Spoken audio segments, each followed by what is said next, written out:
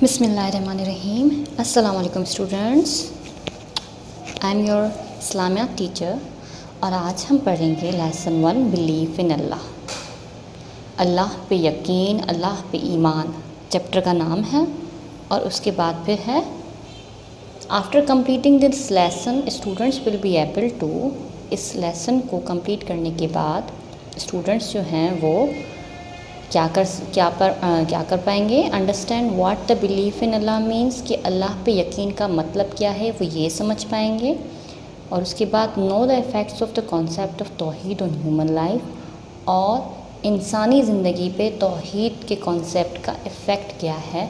इस लेसन को कंप्लीट करने के बाद हमें ये दो चीज़ें बहुत अच्छे से समझ आ जाएंगी। ये लेसन पूरा मुकम्मल तौर पे है कि अल्लाह पे यकीन रखने से हमारी ज़िंदगी किस तरीके से तब्दील होती है और पहले के ज़माने में लोगों का अल्लाह पे ईमान कितना ज़्यादा था। तो आइए स्टार्ट करते हैं हम अपना लेसन। स्टार्ट में इन्होंने यहाँ पे एक वाक़या बयान किया है और उसके बाद फिर आगे हमें और ज़्यादा चीज़ें अल्लाह पे यकीन के बारे में बताई हैं। Muslims and Persians armies stood eyeball to eyeball in the battle of Qadsiya. मुसलमान और पर्शियन मीन्स फ़ारिस की आर्मीज़ जो थे वो कदसिया के मैदान में आमने सामने खड़े थे। कदसिया में जंग हुई, जंग के मैदान में आमने सामने खड़े थे। Saad bin Abi Waqqas, may Allah be blessed with him, led the Muslims army while the Persian army was led by famous commander Rustam. Saad bin Abi Waqqas रज़ियल्लाहु तआला अन्हु मुसलमान आर्मी की तरफ से उन्हें लीड कर रहे थे और पर्शियन आर्मी को फेमस कमांडर रुस्तम लीड कर रहे थे। Both armies were trying to negotiate peace, दोनों आर्मीज़ चाह रही थी कि वो अमन कायम करें, अमन एक दूसरे के साथ कायम करें। Saad, may Allah be blessed with him, sent Rabi ibn Amir, may Allah be blessed with him, may Allah be pleased with him, as to an envoy to the Persian camp. Saad रज़ियल्लाहु तआला अन्हा ने राबी ibn Aamir रज़ियल्लाहु तआला अन्हा को अपना एलची बनाकर पर्शियन कैंप में भेजा। पहले के ज़माने में इस तरीके से होता था कि जब आप अपने कुछ डिमांड्स अगर नेक्स्ट आर्मी जो भी थी जिनके साथ आप लड़ रहे हो, उन्हें अगर आप अपने कोई डिमांड्स पेश करना चाहें, उन्हें बताना चाहें कि ये आपकी चीज़ें हैं, इन पे आप नेगोशिएट कर सकते हैं, इन पे आप जो है वो ये मतलब मुतालबात हैं आप चाहते हैं, तो वो एक अपने तरफ से एक एलची भेजते थे। मींस एक इंसान अपने तरीके तरफ से भेजते थे जो कि उनको जाके आगे वो मुतालबात बताते हैं, फिर उसके बाद फिर वो अपने कोई एलची भेज सकते हैं। इस तरीके से पहले के ज़माने में लोग भेजे जाते थे एक दूसरे के कैंप्स में। सो क्या हुआ कि साद रज़ियल्लाहु तआला अन्हा ने अपनी तरफ से राबी इब्न आमिर को भेजा अपना एलची मुकर्रर करके कि आप जाएं हमारी तरफ से। उसके बाद फिर क्या हुआ, Rustam wanted to influence the Muslim envoy with the grandeur so that he could accept his peace conditions। Rustam ने चाहा कि वो मुसलमान एलची को अपनी अज़मत दिखा के उसे इन्फ्लुएंस करे ताकि वो उसके पीस कंडीशंस माने। मतलब कि वो चाहता था कि वो देखें कि हम कितने शान व शौकत से हैं, कि हमारे पास कितना कुछ है, कि हमारी आर्मी के पास दौलत है, कि हमारे पास जो है वो बहुत ज़्यादा पावर है। और ये तमाम चीज़ें देख के शायद वो जो है मुसलमान साद रज़ियल्लाहु अन्हा या फिर जो उनके एलची हैं राबी इब्न आमिर रज़ियल्लाहु तआला अन्हा, वो ये देखकर शायद डर जाएं और फिर उनके जो मुतालबात हैं, मीन्स जो रुस्तम की मुतालबात हैं, उनको मानने पे आमादा हो जाएं। Well armed soldier stood guard in his beautifully decorated court. बहुत ही वेल आर्म्ड सोल्जर्स जो थे, सिपाही थे, वो उनकी ब्यूटीफुल डेकोरेटेड जो कोर्ट थी जिसकी रुस्तम की जो एक बहुत बेहतरीन तरीके से उन्होंने अपनी एक कोर्ट डेकोरेट की थी, उसके सामने वो गार्ड बन के खड़े हुए थे। Wearing a crown studded with precious stones, he seated himself on a throne made of gold. एक उन्होंने क्राउन पहना हुआ था, ताज पहना हुआ था, जो कि बहुत ही कीमती पत्थरों से बना हुआ था, और ख़ुद को एक सोने से बनाए हुए तख्त पे वो बैठे हुए थे। सो ये तमाम चीज़ें क्या थी? ये सिर्फ़ एक दिखावा था कि वो ये दिखाएं कि हम जो हैं वो, हमारे पास बहुत कुछ है, हम बहुत अज़मत, मतलब कि दौलत, ये वो, ताकि मुसलमान इन चीज़ों को देखकर हो सकता है कि हमारे सामने झुक जाए।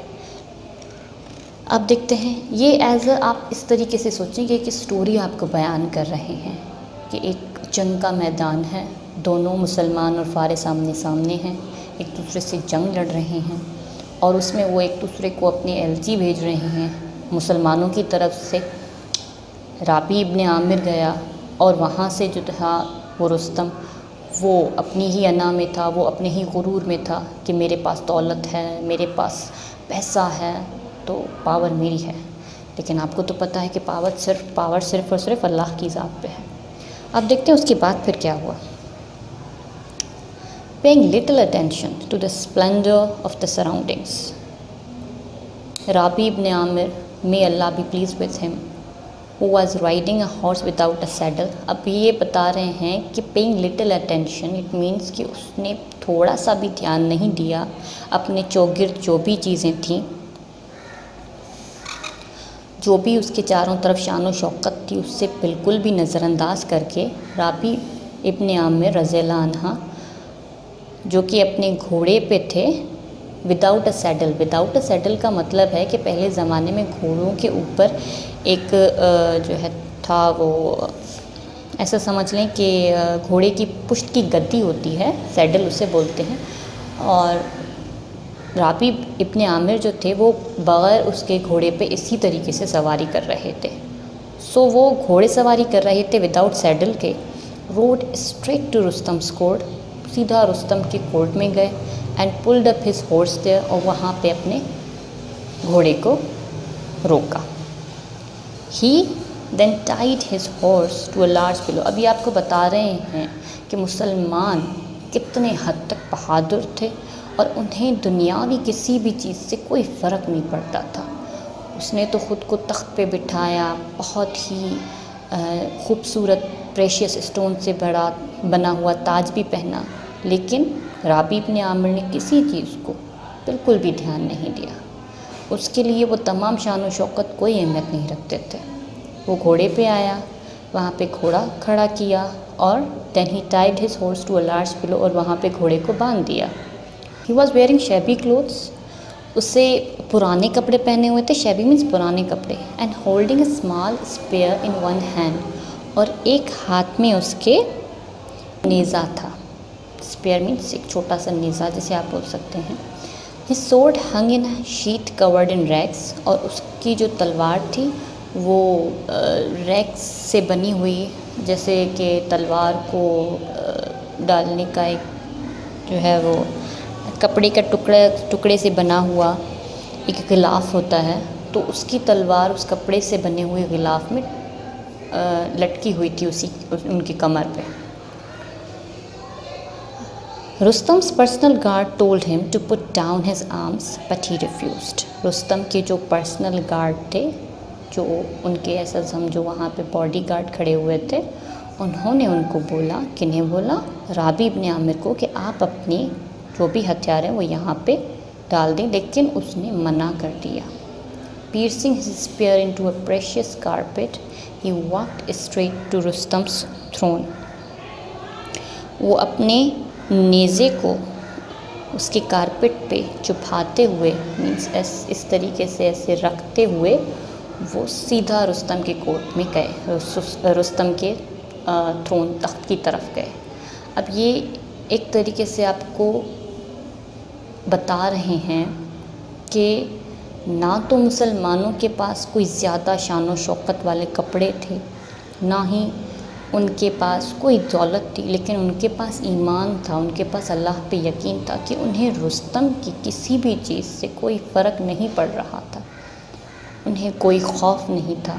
वो बग़ैर किसी खौफ के, बग़ैर किसी भी चीज़ के आराम से रुस्तम के कोर्ट में, रुस्तम के तख्त व ताज की तरफ बहुत ही हिम्मत से, बहुत ही बहादुरी से, बग़ैर किसी डर के सीधा चल दिए। और ये जो चीज़ें आपको बता रहे हैं वो एक मंज़र पेश कर रहे हैं कि किस तरीके से वो मंज़र था। यहाँ से लेकर यहाँ तक ही आज की रीडिंग है। फिर से थोड़ा आपको ये मैं एज़ एक्सप्लेनेशन के तौर पे समझा दूँ कि मुसलमान और पर्शियन आर्मी कदसिया के मैदान में आमने सामने खड़े थे।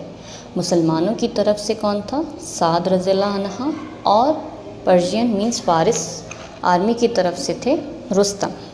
साद इब्न अबी वक़ास ने अपनी तरफ से एलची बन के राबी इब्न आमिर को भेजा कि वो हमारी कंडीशन से आके उन्हें बताएं कि हम भी अमन कायम करना चाहते हैं, लेकिन ये हमारे मुतालबात हैं। तो वहाँ पे थे उनकी तरफ से जो रुस्तम, उन्होंने अपनी बड़ाई दिखाई, उन्होंने ख़ुद को और बड़ा चढ़ा के दिखाया कि मुसलमान मेरी इस तख्त व ताज को, इस जो है वो सोने से बने हुए गोल्ड के तख्त को देखकर शायद वो डर जाएं, लेकिन ऐसा कुछ भी नहीं हुआ। राबी इब्न आमिर ने इनकी तरफ बिल्कुल ध्यान नहीं दिया। वो अपने घोड़े से उतर कर बिल्कुल सीधा, उन्हें कपड़े भी जो है थे वो एक शोबी क्लोथ्स थे, इट मीन्स थोड़े फटे हुए कपड़े या पुराने कपड़े, उनको पहन के एक नेज़ा हाथ में लिए वो बग़ैर किसी खौफ के सीधा उनके थ्रोन की तरफ, रुस्तम के थ्रोन की तरफ, इट मीन्स रुस्तम के तख्त की तरफ चल दिए। सो आज की रीडिंग इतनी ही है। उम्मीद है कि आपको ये लेसन समझ आ गया होगा। उसके बाद फिर क्या हुआ, उन दोनों के बीच में किस किस्म की बातें हुई, कौन सी बातें हुई, वो हम फिर नेक्स्ट लेक्चर में समझेंगे और ज़्यादा आगे पढ़ेंगे। आई होप कि आपको मेरा लेक्चर समझ आ गया होगा। If there is any kind of problem please आप कमेंट सेक्शन में बता दें। अब भी अगर आपको समझ नहीं आया हो तो मैं आपको और फिर से इन्हीं टॉपिक्स को समझा दूँगी। Thank you so much students, take care, अल्लाह हाफ़िज़।